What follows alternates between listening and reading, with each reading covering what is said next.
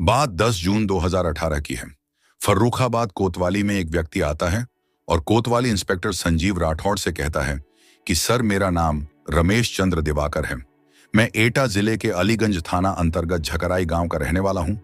मेरा छोटा भाई दिनेश कुमार दिवाकर पत्नी व बच्चों के साथ आपके ही क्षेत्र के गांव झगुआ नगला में रहता है, जो सीआरपीएफ की 75वीं बटालियन में है और इस समय श्रीनगर में तैनात है। दिनेश 15 दिन की छुट्टी लेकर 6 जून 2018 को घर आने के लिए आया था, लेकिन वह अभी तक घर नहीं पहुंचा है। किंतु उसने 6 जून की रात लगभग 10 बजे मुझे फोन करके बताया था कि मैं घर के पास पहुंच गया हूं। पर 8 जून को दिनेश की पत्नी रमा ने मेरी मां को जानकारी दी कि दिनेश घर आया ही नहीं है, उसका फोन भी नहीं लग रहा है। श्रीनगर कंट्रोल रूम को भी रमा ने दिनेश का फोन बंद होने की जानकारी दी है। भाई के लापता होने से मैं परेशान हूं और इसी सिलसिले में आपके पास आया हूं। इस मामले में आप मेरी मदद कीजिए। कोतवाली इंस्पेक्टर संजीव राठौर रमेश चंद्र दिवाकर की बात गौर से सुनने के बाद बोलते हैं कि झगुआ नगला गांव पांचाल घाट पुलिस चौकी के अंतर्गत आता है और 8 जून 2018 को इस गांव के बाहर एक युवक की अधजली लाश बरामद हुई थी। अज्ञात में पंचनामा भरकर लाश को पोस्टमार्टम हाउस भेज दिया गया था। लाश की कुछ फोटो हैं, आप उन्हें देख लो। इसके बाद श्री राठौर लाश के फोटो मंगाकर उन्हें रमेश चंद्र को देखने के लिए कहते हैं। जैसे ही रमेश चंद्र उन सभी फोटो को गौर से देखते हैं तो फफक कर रोने लगते हैं। रोते रोते रमेश चंद्र दिवाकर कोतवाली इंस्पेक्टर से बोलते हैं कि सर, ये फोटो मेरे भाई दिनेश की लाश के हैं।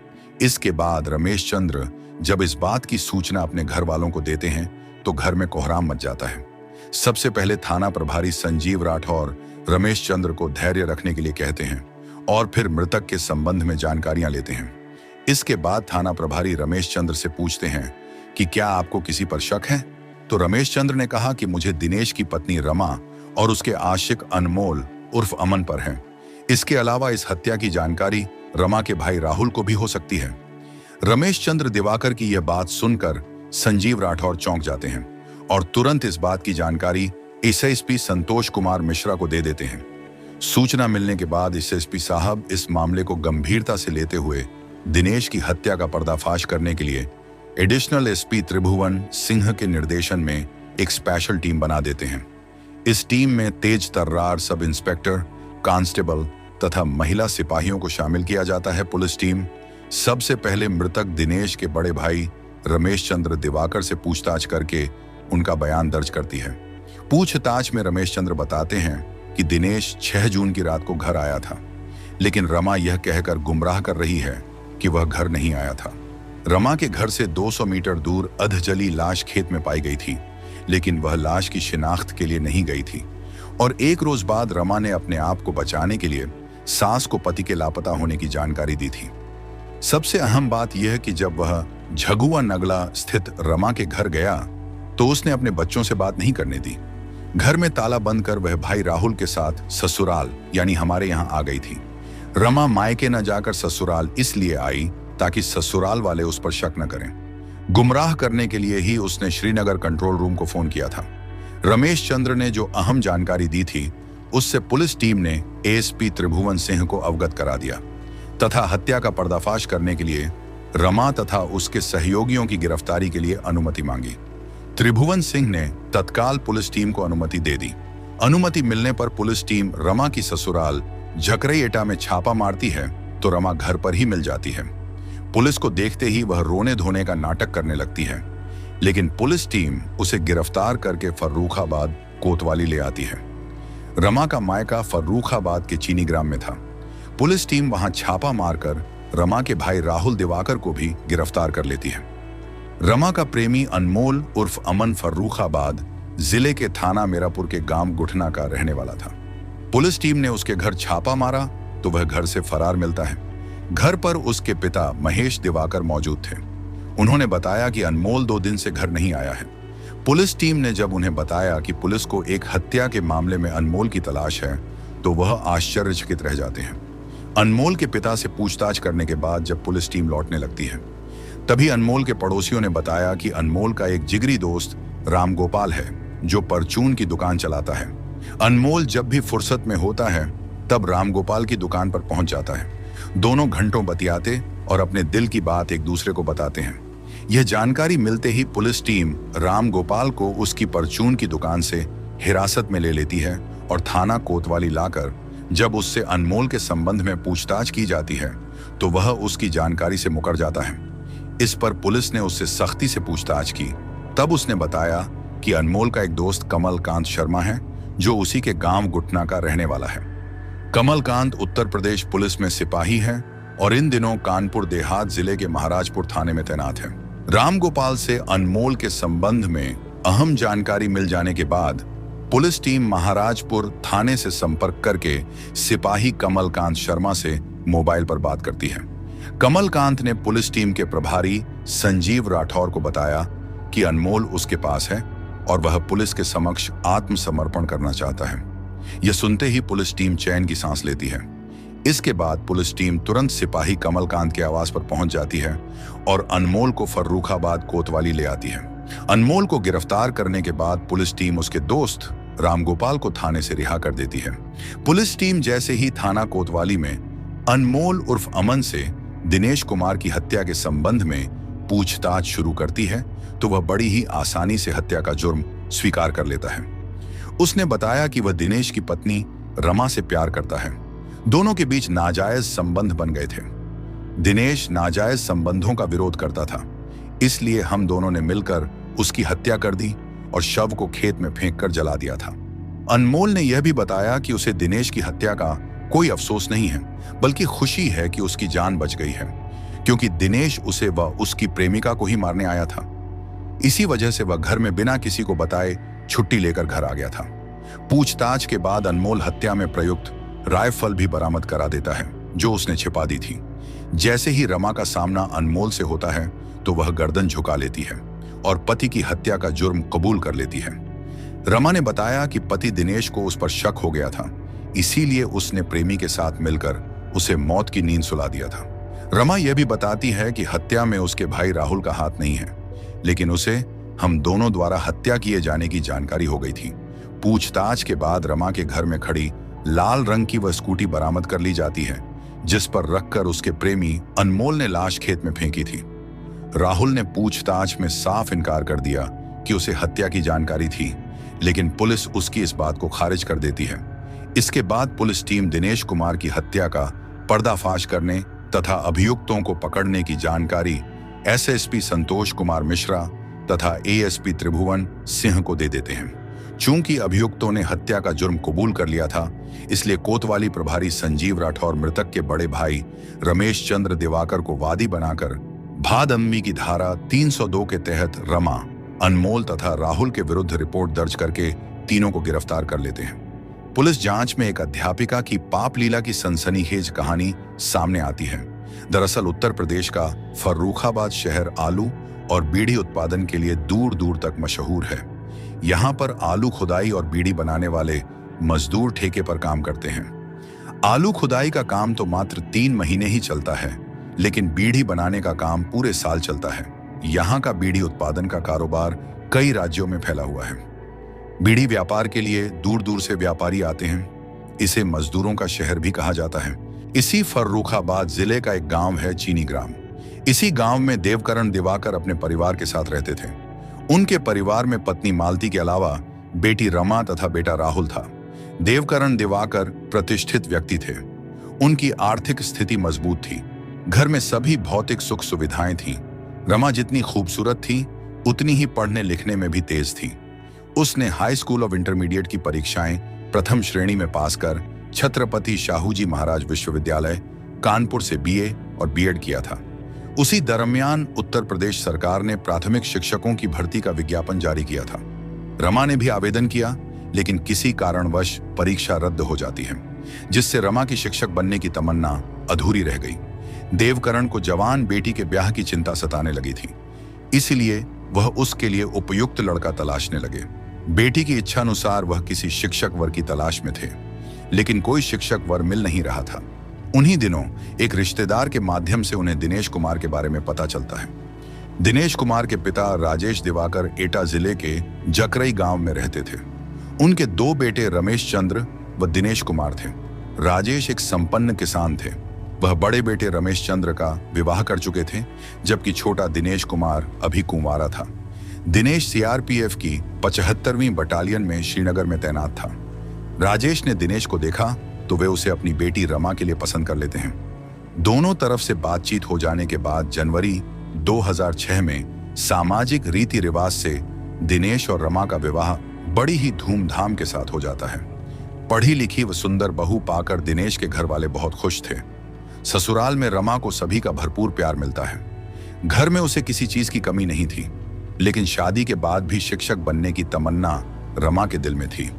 इस बाबत उसने पति दिनेश और सास ससुर से बात की तो उन्हें भी कोई ऐतराज नहीं होता है। जब शिक्षक की भर्ती निकलती है तो रमा भी आवेदन कर देती है और पति दिनेश से अनुरोध करती है कि वह किसी भी तरह से उसे नौकरी दिलवाने की कोशिश करें। दिनेश ने पत्नी की बात मानकर जीजान से कोशिश की तो रमा का चयन हो जाता है। उसे फर्रुखाबाद के राजेपुरा थाना अंतर्गत चाचूपुर गांव के प्राथमिक विद्यालय में सहायक शिक्षिका के पद पर नौकरी मिल जाती है। नौकरी लग जाने के बाद रमा का ससुराल में रहना नामुमकिन सा हो जाता है। दरअसल उसकी ससुराल एटा जिले में थी और नौकरी फर्रुखाबाद जिले में लगी थी, जो उसके घर के नजदीक थी। इसलिए रमा मायके में रहकर अपनी ड्यूटी करने लगती है। मायके से आने जाने का साधन भी था और उसके रहने तथा खाने पीने की उचित व्यवस्था भी थी, सो उसे कोई परेशानी नहीं थी।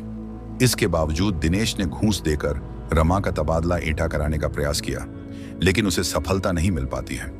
रमा का मायके में रहना न तो उसके पति दिनेश को पसंद था और न ही सास ससुर को, लेकिन रमा की सरकारी नौकरी थी, इसलिए वे ज्यादा ऐतराज भी नहीं कर सकते थे।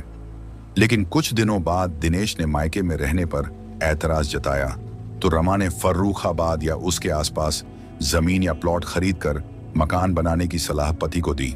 रमा की सलाह मानकर दिनेश ने कोशिश शुरू की तो उसने फर्रुखाबाद शहर से सटे झगुआ नगला गांव में एक प्लॉट खरीद लिया और वहां 3 कमरे बनवा लिए। पूजा पाठ कराने के बाद रमा इसी मकान में रहने लगती है। स्कूल आने जाने में पत्नी को परेशानी ना हो, इसके लिए दिनेश ने एक स्कूटी भी खरीद कर उसे दे दी। रमा अब तक एक बेटी और एक बेटे की मां बन चुकी थी। बच्चों की देखरेख व घरेलू काम के लिए एक महिला को अपने यहाँ नौकरी पर रख लेती है।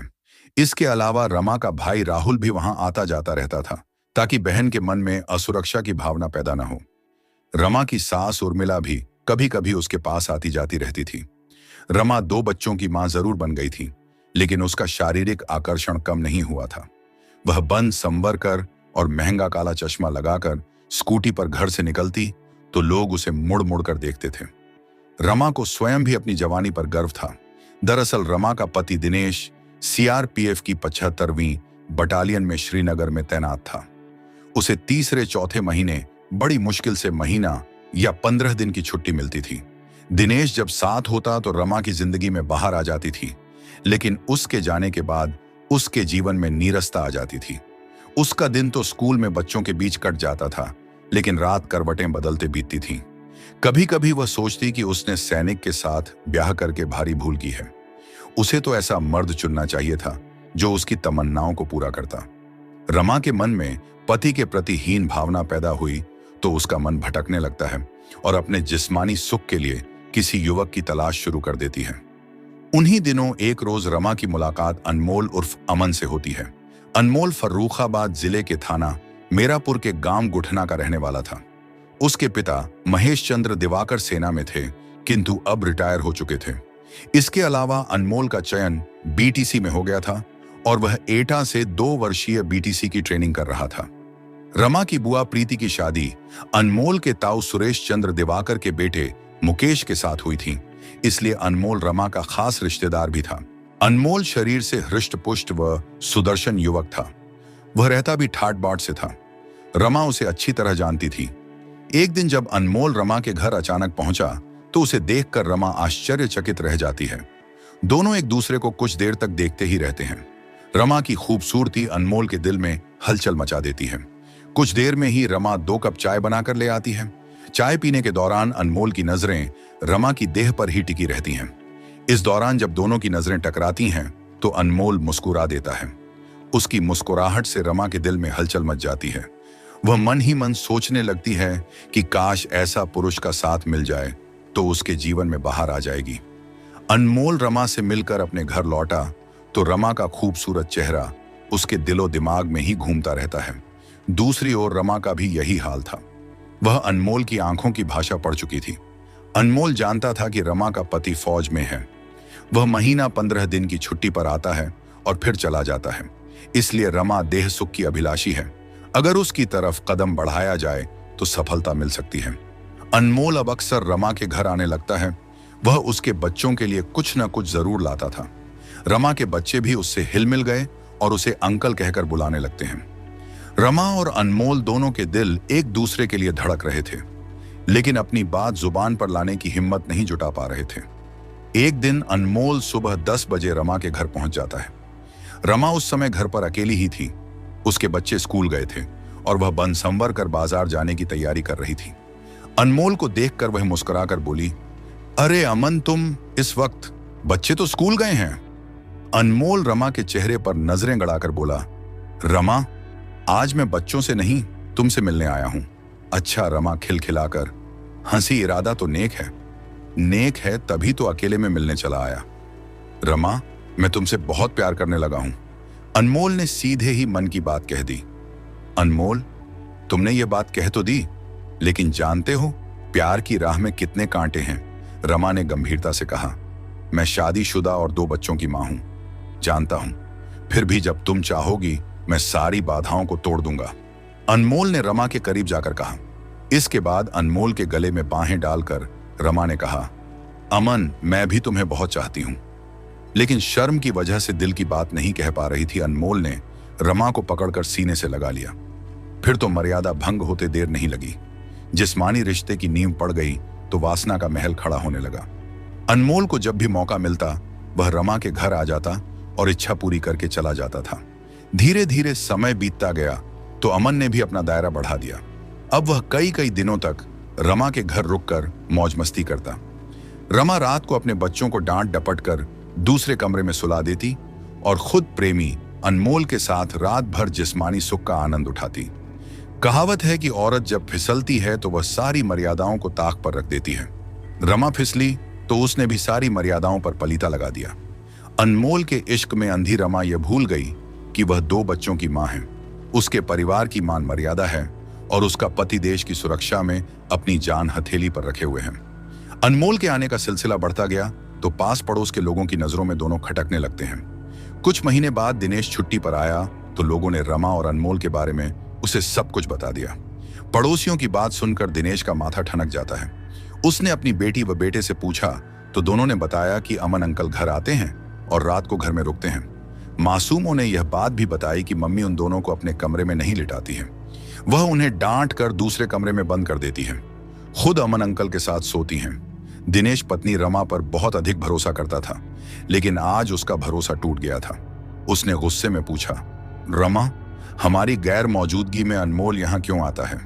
वह रात में क्यों रुकता है? तुम दोनों के बीच क्या खिचड़ी पकती है? वैसे मुझे उड़ती खबर मिली है कि तुम्हारे और अनमोल के बीच नाजायज संबंध हैं। रमा न डरी न लजाई, बेबाक आवाज में बोली, जिनके पति परदेश में होते हैं उनकी पत्नियों पर ऐसे ही इल्जाम लगाए जाते हैं। इसमें नया कुछ नहीं है। पड़ोसियों ने कान भरे और तुमने सच मान लिया। तुम्हें अपनी पत्नी पर भरोसा करना चाहिए। लेकिन दिनेश ने रमा की एक न सुनी। उसने उसे जमकर पीटा और सख्त हिदायत दी कि अनमोल घर आया तो उसकी खैर नहीं। उसने अनमोल को भी उसके गांव जाकर फटकारा और उसके माँ बाप से उसकी शिकायत की। दिनेश जितने दिन घर में रहा, अनमोल को लेकर उसका झगड़ा पत्नी से होता रहा। बात बढ़ जाती तो दिनेश रमा की पिटाई भी कर देता था। छुट्टी खत्म होने के बाद दिनेश अपनी ड्यूटी पर चला जाता है। दिनेश के जाते ही रमा और अनमोल का मिलन फिर से शुरू हो जाता है। हाँ, इतना जरूर हुआ कि अनमोल अब दिन के बजाय रात को आने लगता है। रमा जान चुकी थी कि उसके बच्चे उसकी शिकायत दिनेश से कर देंगे, इसलिए वह अब बच्चों से भी सतर्क रहने लगी थी। बच्चों के सो जाने के बाद ही वह अनमोल को फोन करके घर बुलाती थी। अनमोल शराब पीता था। उसने रमा को भी शराब का चस्का लगा दिया था। बिस्तर पर जाने से पहले दोनों जाम टकराते थे। मई के महीने में दिनेश छुट्टी लेकर घर आया तो पता चला कि अनमोल मना करने के बावजूद उसके घर आता है। रमा उसे मना करने के बजाय उसके साथ शराब पीती है। यह सब जानकर दिनेश का खून खौल उठता है। उसने जमकर रमा की पिटाई की और धमकी दी कि जिस दिन वह दोनों को साथ देख लेगा उसी दिन उनके सीने में गोली उतार देगा। इसके बाद दिनेश रमा के नाजायज रिश्तों की जानकारी अपने भाई रमेश चंद्र को भी दे देता है। कुछ दिन घर रुककर वह फिर वापस श्रीनगर ड्यूटी पर चला जाता है, लेकिन इस बार दिनेश का मन ड्यूटी पर नहीं लगता है। उसने किसी तरह अपने अधिकारी से आने के 20 दिन बाद ही 15 दिन की छुट्टी मंजूर करा ली। इस बार दिनेश छुट्टी मंजूर होने तथा घर आने की सूचना किसी को नहीं देता है। हर बार वह छुट्टी मिलने की सूचना फोन से पत्नी को दे देता था। इसकी वजह यह थी कि वह अचानक घर पहुंचकर देखना चाहता था कि पत्नी पीठ पीछे क्या करती है। इधर दिनेश के जाते ही रमा और अनमोल फिर से मौज मस्ती में डूबने लगे थे। उन दोनों को विश्वास था कि अब 4 महीने बाद ही दिनेश छुट्टी लेकर घर वापस आएगा। लेकिन दिनेश 6 जून 2019 की रात 11 बजे ही अपने घर झगुआ नगला आ जाता है। दरअसल वह दोनों को रंगे हाथ पकड़ने तथा उनका काम तमाम करने ही आया था। उस रात रमा का प्रेमी अनमोल घर पर ही था और रमा के साथ बिस्तर पर था। दिनेश ने दरवाजा पीटा तो रमा घबरा गई। दोनों ने जल्दी जल्दी अपने कपड़े दुरुस्त किए और रमा ने अनमोल को दूसरे कमरे की टांड पर छिपा दिया। फिर उसने जाकर दरवाजा खोला तो सामने उसका पति दिनेश खड़ा था। उसकी आंखों में क्रोध की ज्वाला भड़क रही थी। दिनेश ने देर से दरवाजा खोलने की बाबत रमा से पूछा तो रमा ने गहरी नींद में होने का बहाना बनाया। इस पर दिनेश को शक हुआ तो उसने रमा का हाथ मरोड़ दिया और पिटाई कर दी। दिनेश को शक था कि अनमोल घर के अंदर ही कहीं है। अपने शक की पुष्टि के लिए उसने सभी कमरों की तलाशी ली, लेकिन उसे अनमोल कहीं दिखाई नहीं दिया। अनमोल के न मिलने से दिनेश का गुस्सा कुछ कम हो गया। उसने कहा कि तुम दोनों को आज मैं एक साथ पकड़ लेता तो दोनों ही जिंदा न रहते। इसके बाद रमा ने अपने लटके झटके दिखाकर दिनेश का बाकी बचा गुस्सा शांत किया। फिर रमा ने पति को बिस्तर पर संतुष्ट किया। देह सुख प्राप्त करने के बाद दिनेश गहरी नींद में सो गया। पति के सो जाने के बाद रमा ने अनमोल को टांड से नीचे उतारा। दोनों ने आंखों ही आंखों में इशारा किया। फिर दोनों गहरी नींद में सो रहे दिनेश के पास पहुंचे। दिनेश की राइफल कमरे में ही रखी थी। अनमोल ने लपक कर राइफल उठाई और दिनेश के सीने में 2 गोलियां दाग दी। दिनेश खून से लथपथ होकर तड़पने लगा। इसी समय उसकी छाती पर सवार होकर रमा ने तार से उसका गला घोंट दिया। हत्या करने के बाद दिनेश के शव को उन दोनों ने कमरे में छिपा दिया और बाहर से ताला बंद कर दिया। सवेरा होने से पहले उन्होंने कमरे से खून आदि साफ कर दिया। 7 जून को दिनेश का शव कमरे में ही बंद रहा। बच्चों ने कमरा खोलने की जिद की तो रमा ने उन्हें बुरी तरह पीट दिया। फिर रात होने पर अनमोल ने दिनेश के शव को बोरी में भरा और स्कूटी पर रखकर गांव के बाहर खेत में फेंक दिया। लाश पहचानी न जाए इसके लिए उसने पेट्रोल डालकर शव को जला दिया। खून सनी चादर भी उसने जला दी तथा दिनेश का बैग जिसमें उसके कपड़े वगैरह थे बस स्टॉप जाकर दिल्ली जाने वाली रोडवेज की एक बस में रख दिया तथा मोबाइल तोड़कर फेंक दिया। ये सब करने के बाद अनमोल फरार हो गया। 8 जून को झगुआ नगला गांव के लोगों ने खेत में जली लाश देखी तो सूचना फर्रुखाबाद कोतवाली पुलिस को दी। शव की पहचान न होने से पुलिस ने शव अज्ञात में पोस्टमार्टम के लिए भेज दिया। इधर 8 जून को ही रमा ने सास उर्मिला को फोन कर जानकारी दी कि दिनेश छुट्टी लेकर घर आया लेकिन घर नहीं पहुंचा। तब 10 जून को रमेश चंद्र अपने भाई का पता लगाने फर्रुखाबाद आया और कोतवाली में अज्ञात शव की फोटो देखकर दिनेश की पहचान की। इसके बाद शक के आधार पर उन्होंने रमा, उसके भाई राहुल तथा प्रेमी अनमोल के खिलाफ रिपोर्ट दर्ज करा दी। कोतवाली पुलिस ने तीनों को पकड़कर पूछताछ की तो हत्या का पर्दाफाश हुआ। 13 जून 2019 को फर्रुखाबाद कोतवाली पुलिस ने अभियुक्त अनमोल, राहुल और रमा को फर्रुखाबाद की कोर्ट में रिमांड मजिस्ट्रेट की अदालत में पेश किया, जहां से उन्हें जिला कारागार भेज दिया गया।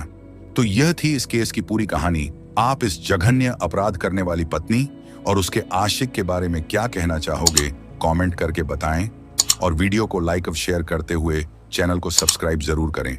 हमें आपके सपोर्ट की बहुत जरूरत है। तो मिलते हैं फिर किसी अगली वीडियो में एक नई कहानी के साथ।